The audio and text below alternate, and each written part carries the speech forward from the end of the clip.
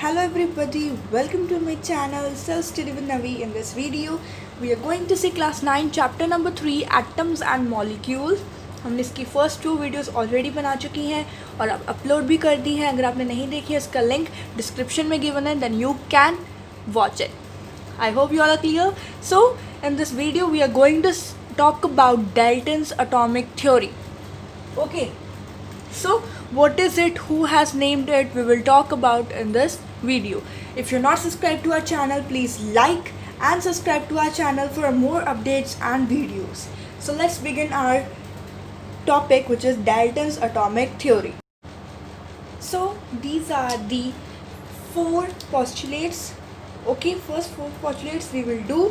So let's start. Our first postulate is all matter is made up of very tiny particles called atoms which participate in chemical reactions.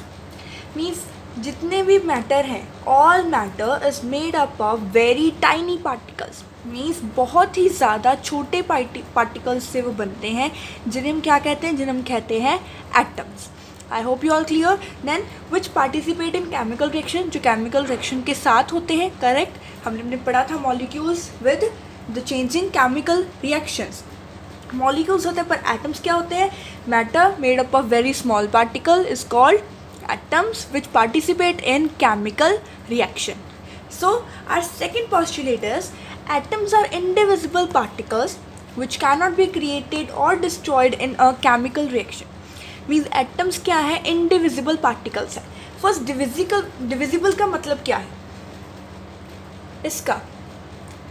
divisible means वो divide हो सके, और indivisible का मतलब क्या होगा, जो divide ना हो सके. और atoms क्या होते हैं, बहुत ही ज़्यादा छोटी यूनिट जो further divide ना हो.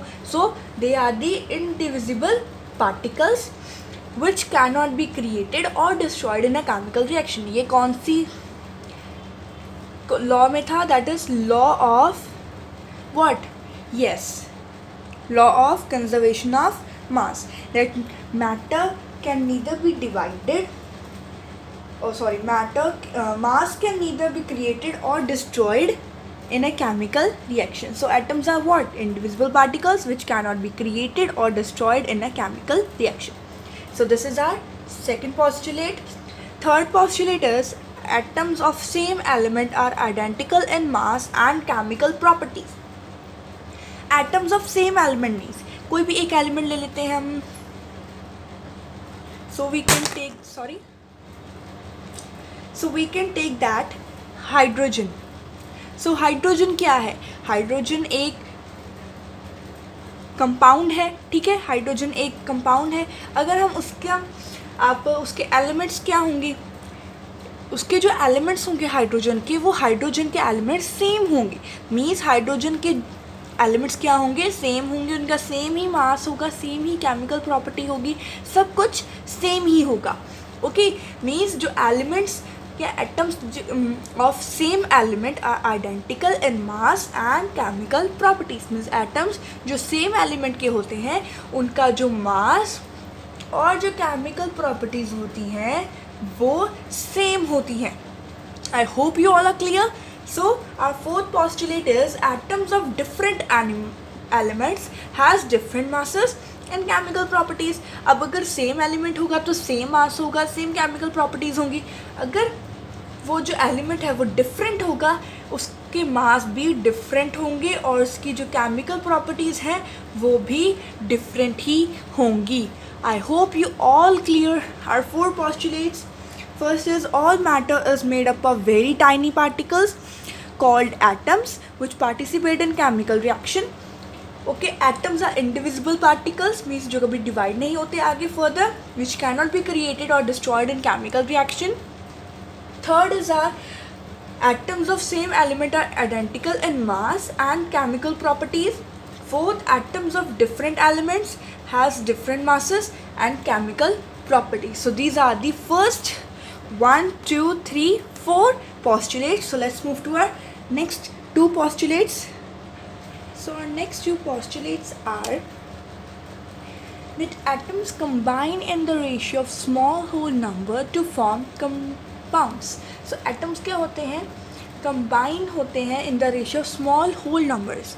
मीन्स जो एटम्स होते हैं, ठीक है, वो क्या हो जाते हैं, वो कंबाइन हो जाते हैं एक जगह पे, क्या फॉर्म करने के लिए, कंपाउंड्स फॉर्म करने के लिए, ठीक है, स्मॉल होल नंबर्स की रेशियो में। आई hope you all clear that atoms combine in the ratio of small whole numbers to form compounds. I hope you all clear that. So we have done our fifth also. I thought you felt it easy, correct? Then is our sixth. The relative number and kinds of atoms are constant in given compound. This we have done in the law of definite proportion, or you can say law of constant proportion. Yes, that the relative number kinds of atoms are constant in given compound. Means कोई भी compound ले लो आप, ठीक है, जैसे oxygen है, O2 है, ठीक है, O2 है, अगर वो O2 में नंबर सेम ही होगा, ठीक है, काइंड्स ऑफ एटम्स भी सेम ही होंगे क्योंकि वो ऑक्सीजन के एटम्स हैं, ठीक है, constant in given compound. Means ये पूरा कंपाउंड है, उसमें जो काइंड्स ऑफ एटम्स है वो भी सेम होंगे, रिलेटिव नंबर भी सेम होगा। So this is our example. So we have completed our sixth postulate also. So मैंने आपको बोला था कि मैं आपको बताऊंगी कि ये जो डाल्टन्स एटॉमिक थ्योरी है ये किसने बनाई थी। So the name of the person who formed this theory is John Dalton. That is John Dalton. Wait.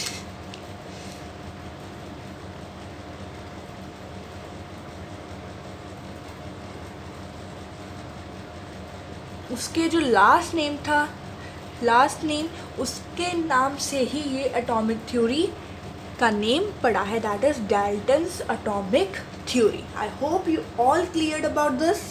For more I will show you one picture, from there we can see our information. So now we will see who was John Dalton. John Dalton was born in a poor weaver's family in 1766 in England, and he began his career as a teacher at the age of 12. Okay, he was so small when he began his career as a teacher.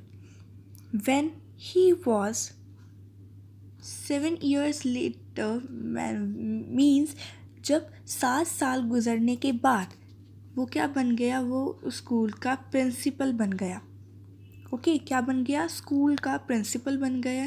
उसके बाद in 1793 Daltons left for Manchester to teach mathematics and physics and chemistry in a college. Means वो Manchester के लिए चले गए थे क्या पढ़ाने, mathematics, physics and the chemistry in a college, and he spent most of his life there teaching and researching. means उन्होंने क्या किया वहाँ पर, बहुत most of the life उन्होंने वहीं गुजारी थी teaching और researching में। in 1808 he presented his atomic theory which was turning point of his study of matter. means उन्होंने 1808 में क्या किया, प्रेजेंट की अपनी atomic theory। फिर वो जो एटॉमिक थ्योरी थी वो उनकी स्टडी ऑफ मैटर का एक टर्निंग पॉइंट बन चुका था। So now we will finish a video up to here. So we have talked about John Dalton and he born in poor weavers family in 1766. He was started his career at the age of 12 when he was began as a teacher, and 7 years later he became a school's principal. Then his life goes on with teaching and researching. He presented his atomic theory which was turning point in the study of matter.